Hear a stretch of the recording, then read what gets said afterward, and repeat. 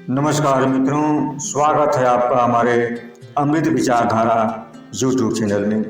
मित्रों, किसी नगर में श्रीधर नाम का एक गरीब व्यक्ति रहता था। बड़ी मुश्किल से गरीबी में उसका गुजर बसर हो रहा था। अपनी गरीबी से तंग आकर के एक दिन श्रीधर की पत्नी कहने लगी, पतिदेव, इस तरह हम गरीबी में कब तक दिन बिताएंगे? क्यों न आप अपने नगर से कहीं दूर जाकर नौकरी करके कुछ पैसे कमा लाएं, फिर हमारा जीवन सुखी पूर्वक कट जाएगा। अपनी पत्नी की बात सुनकर श्रीधर अपने घर से दूर पैसे कमाने के लिए चल पड़ा। चलते चलते जब वह कुछ दूर पहुंचा तो रास्ते में एक जंगल पड़ा। जंगल के बीच रास्ते में एक बहुत बड़ा गड्ढा था। जैसे ही श्रीधर गड्ढे के करीब गया तो उसने देखा कि उस गड्ढे में एक शेर, एक सांप, लंगूर और एक आदमी कई दिनों से गिरकर भूखे प्यासे तड़प रहे थे। जैसे ही शेर ने ऊपर से झांकते हुए किसी आदमी को देखा तो कहने लगा, अरे भाई, तुम बिल्कुल ठीक समय पर आए हो। अगर आज तुम नहीं आते तो हमारे प्राण नहीं बचते, लेकिन तुम आ गए हो तो कृपा करके मुझे इस गड्ढे से बाहर निकाल दो। मैं जीवन भर तुम्हारा एहसान नहीं भूलूंगा। शेर की बात सुनकर श्रीधर कहने लगा, क्या तुम मुझे मूर्ख समझ रहे हो? तुम एक हिंसक पशु हो, और अगर मैं तुम्हें गड्ढे से बाहर निकाल दूंगा तो तुम मुझे मार कर खा नहीं जाओगे? शेर कहने लगा, मैं तुमसे वादा करता हूँ कि तुम्हारा कुछ भी नुकसान नहीं करूँगा। शेर के बहुत गिड़गिड़ाने पर श्रीधर को उस पर दया आ गई और उसने एक रस्सी के सहारे शेर को गड्ढे से बाहर निकाल दिया। गड्ढे से बाहर आकर शेर कहने लगा, भाई, मैं इसी जंगल में रहता हूँ। तुम जब भी किसी मुसीबत में हो मेरे पास चले आना, मैं हमेशा तुम्हारा साथ निभाऊंगा। इतना कहकर शेर वहां से चला गया। इसके बाद उस गड्ढे में गिरा लंगूर ने भी आवाज लगाई और कहने लगा, भाई, तुम मुझे भी इस गड्ढे से बाहर निकाल दो। इस तरह श्रीधर ने लंगूर को भी उस गड्ढे से बाहर निकाल दिया। इसके बाद उस गड्ढे में गिरा हुआ विषधर सांप भी आवाज लगाने लगा कि भाई, तुम मुझे भी इस गड्ढे से बाहर निकाल दो, नहीं तो मैं भूखे प्यासे यहीं मर जाऊंगा। विषधर सांप की बात सुनकर श्रीधर कहने लगा, तुम तो एक जहरीले सांप हो। अगर मैं तुम्हें बाहर निकाल दूंगा तो तुम मुझे काट नहीं लोगे? विषधर सांप ने कहा, मित्र, क्या कोई अपने ऊपर उपकार करने वाले का नुकसान पहुंचा सकता है? तुम मुझे बस इस गड्ढे से बाहर निकाल दो, मैं वादा करता हूँ कि मैं तुम्हें नहीं काटूंगा। इस तरह श्रीधर ने उस विषधर सांप को भी गड्ढे से बाहर निकाल दिया। गड्ढे से बाहर आकर सांप ने धन्यवाद देते हुए कहा, मित्र, जब भी तुम्हें मेरी जरूरत पड़े बस तुम मुझे याद कर देना। उसी समय मैं तुम्हारे सामने हाजिर हो जाऊंगा और हर तरीके से तुम्हारी सहायता करूंगा। तभी उस गड्ढे में गिरा हुआ आदमी भी आवाज लगाते हुए कहने लगा, मित्र, तुमने सभी को बाहर निकालकर बड़ा उपकार का काम किया है। कृपा करके मुझे भी गड्ढे से बाहर निकाल दो। जब श्रीधर गड्ढे में रस्सी डालकर उस आदमी को भी निकालने चला तो वहां पर मौजूद लंगूर और सांप कहने लगे, मित्र, इस इंसान को तुम गड्ढे से बाहर मत निकालो। यह है तो तुम्हारी बिरादरी का, लेकिन यह तुम्हारी उपकार के बदले तुम्हें धोखा ही देगा। इतना कहकर दोनों वहां से चले गए। गड्ढे में गिरे हुए आदमी के बार बार फरियाद करने पर श्रीधर को उसके ऊपर दया आ गई।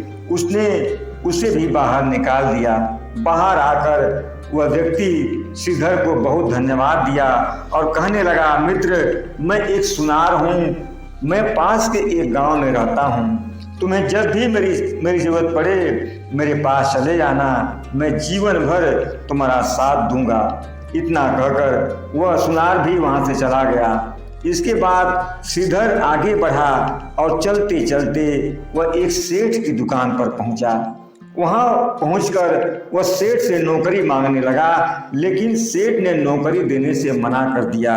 इसके बाद श्रीधर नौकरी के लिए यहाँ वहाँ बहुत भटका, लेकिन उसे नौकरी नहीं मिली। फिर वह निराश होकर वापस अपने घर लौटने के लिए सोचने लगा। फिर अचानक उसे शेर, लंगूर, सांप और सुनार की याद आई। फिर वह सोचने लगा कि मैंने इन चारों की जान बचाई है और इन चारों ने मेरे हर दुख में मेरी सहायता करने का वादा किया है, तो क्यों न मैं इन चारों से चल करके अपनी सहायता मांग लूं। ये सोचकर वह सबसे पहले लंगूर के पास गया। लंगूर ने श्रीधर का खूब सेवा सत्कार किया और पूछने लगा, कहो मित्र, कैसे आना हुआ। श्रीधर ने लंगूर से कहा, भाई मैं बहुत मुसीबत में हूँ, मेरे पास पैसे नहीं हैं, मैंने नौकरी के लिए बहुत कोशिश की, लेकिन किसी ने मुझे काम नहीं दिया। अब मैं खाली हाथ अपने घर जाकर अपनी पत्नी से क्या क्या कहूँगा। अगर तुम शेर से मुझे मिला दो तो शायद वो हमारी कुछ सहायता कर दें। वह लंगूर श्रीधर को लेकर के शेर के पास पहुंचा। शेर ने जब श्रीधर को देखा तो बहुत खुश हुआ, और श्रीधर ने जब शेर को अपनी परेशानी बताई तो शेर ने श्रीधर को एक हीरे की अंगूठी दी, जो शेर को उसी जंगल में मिली थी। शेर ने श्रीधर से कहा, मित्र, इस हीरे की अंगूठी को तुम ले जाकर किसी सुनार के यहाँ बेच देना, तुम्हें काफ़ी पैसा मिल जाएगा और फिर तुम उस पैसे से अपनी ज़रूरत की सभी चीज़ें खरीदकर खुशी खुशी अपना जीवन व्यतीत कर लोगे। अब श्रीधर हीरे की अंगूठी लेकर अपने गांव की ओर चल पड़ा। चलते चलते वह सोचने लगा कि अब तो मेरी गरीबी हमेशा के लिए दूर हो जाएगी। इस हीरे की अंगूठी को बेचने पर मुझे बहुत सारे पैसे मिलेंगे। मेरी पत्नी भी इस हीरे की अंगूठी को देखकर बहुत खुश होगी। अचानक उसके मन में ख्याल आया कि आखिर मैं इस हीरे की अंगूठी को बेचूंगा कहाँ। फिर उसे उस सुनार की याद आई, जिसकी उसने गड्ढे से बाहर निकालकर जान बचाई थी, और उस सुनार ने भी उसको मुसीबत में साथ देने का वादा किया था। यही सोचता हुआ श्रीधर अपने गांव वापस आया। उसकी पत्नी ने जब हीरे की अंगूठी देखी तो बहुत प्रसन्न हुई। दूसरे दिन श्रीधर हीरे की अंगूठी को लेकर बेचने के लिए उसी सुनार के यहाँ पहुंचा। सुनार ने उसे देखकर बहुत प्रसन्न हुआ और पूछने लगा, कहो मित्र, कैसे आना हुआ।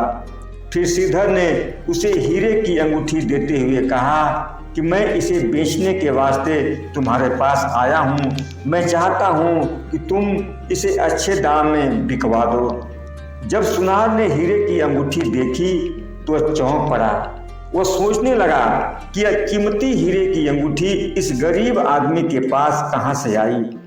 इस कीमती हीरे की अंगूठी को तो मैंने राजकुमार के लिए बनाई थी, और कुछ दिन पहले किसी ने जंगल में राजकुमार की हत्या कर दी थी, जब राजकुमार जंगल में शिकार करने गए थे। और राजा ने अपने पूरे राज्य में ऐलान भी करवा रखा है कि जो कोई भी मेरे राजकुमार के हत्यारे के बारे में बता देगा उसे मुंह मांगा इनाम दिया जाएगा। यह सारी बातें सोचकर उस सुनार के मन में लालच पैदा हो गया। वह श्रीधर से प्रेम भाव दिखाते हुए कहने लगा, मित्र, यह हीरे की अंगूठी तो बहुत कीमती है। मैं चाहता हूँ कि तुम्हें इस अंगूठी के अच्छे पैसे मिल जाएं, और इसके लिए मुझे किसी अच्छे जौहरी से सलाह लेनी होगी। तुम एक काम करो, यहीं पर मेरे घर पर बैठकर मेरा इंतजार करो। मैं बस थोड़ी देर में अपने एक मित्र जौहरी से सलाह लेकर के आता हूँ, और फिर तुम्हें इस हीरे की अंगूठी की अच्छी कीमत मिल जाएगी। इतना कहकर वह सुनार अपने घर से चला और राज दरबार में पहुंचकर राजा साहब को वह हीरे की अंगूठी देते हुए कहने लगा, महाराज, आप अपने बेटे के जिस हत्यारे की तलाश कई महीनों से कर रहे हैं वह हमारे घर पर यह हीरे की अंगूठी को बेचने के लिए आया है और इस वक्त हमारे घर पर ही मौजूद है। राजा ने तुरंत अपने सैनिकों को आदेश देकर श्रीधर को गिरफ्तार करके जेल में डलवा दिया। जेल में डालते समय एक सैनिक ने श्रीधर से कहा कि कल भरे दरबार में राजा साहब तुम्हारी सजा का ऐलान करेंगे। सैनिक की बात सुनकर वह गरीब श्रीधर सोचने लगा कि मुझे किस कसूर की सजा राजा साहब सुनाने जा रहे हैं। मैंने तो राजकुमार की हत्या भी नहीं की है। अगर कल राजा साहब मुझे फांसी की सजा सुना देंगे तो मेरे ना रहने पर मेरी पत्नी का क्या होगा? वो किसके सहारे जिएगी? अचानक उसके मन में उस सांप की याद आई जिसने उसको हर मुसीबत में साथ देने का वादा किया था। जैसे ही श्रीधर ने सांप को याद किया वह सांप तुरंत वहीं हाजिर हो गया और पूछने लगा, कहो मित्र, तुमने मुझे कैसे याद किया है? तो श्रीधर ने उस विषधर सांप से अपनी पूरी कहानी बताई और कहने लगा, मित्र, मैंने राजकुमार की हत्या नहीं की है। तो वह सांप कहने लगा, मित्र, मैंने तुम्हें पहले ही कहा था इस लालची इंसान का विश्वास मत करो, इसे गड्ढे से बाहर मत निकालो। लेकिन तुमने मेरी बात नहीं मानी, तुमने उसकी जान बचाई और उसने तुम्हें लालच में आकर धोखे से जेल में डलवा दिया। सांप श्रीधर से कहने लगा, मित्र, इन 3 लोगों पर जीवन में कभी भरोसा मत करना। ये तीनों भरोसे के काबिल नहीं होते। ये कभी भी मौका मिले पर तुम्हारे साथ धोखा जरूर कर सकते हैं। एक ऐसा व्यक्ति जो धन का लालची हो या फिर चाहे किसी के साथ पुरानी दुश्मनी हो या फिर ऐसा व्यक्ति जो कई औरतों के प्रेम में पागल हो, इन 3 पर कभी भूल कर भी भरोसा नहीं करना चाहिए। साहब की बात सुनकर श्रीधर कहने लगा, मित्र, अब तो मैं सुनार की बातों में आकर फंस ही चुका हूँ, लेकिन तुम्हें मुझे किसी भी तरह इस मुसीबत से बचाना ही होगा। तुम कुछ भी करके मुझे इस राजा के जेल से बाहर निकालो। सांप ने कहा, मित्र, तुम चिंता मत करो। तुमने एक दिन मेरी जान बचाकर मेरे ऊपर उपकार किया है। आज मैं भी तुम्हारी जान बचाकर तुम्हारे ऊपर उपकार करूंगा।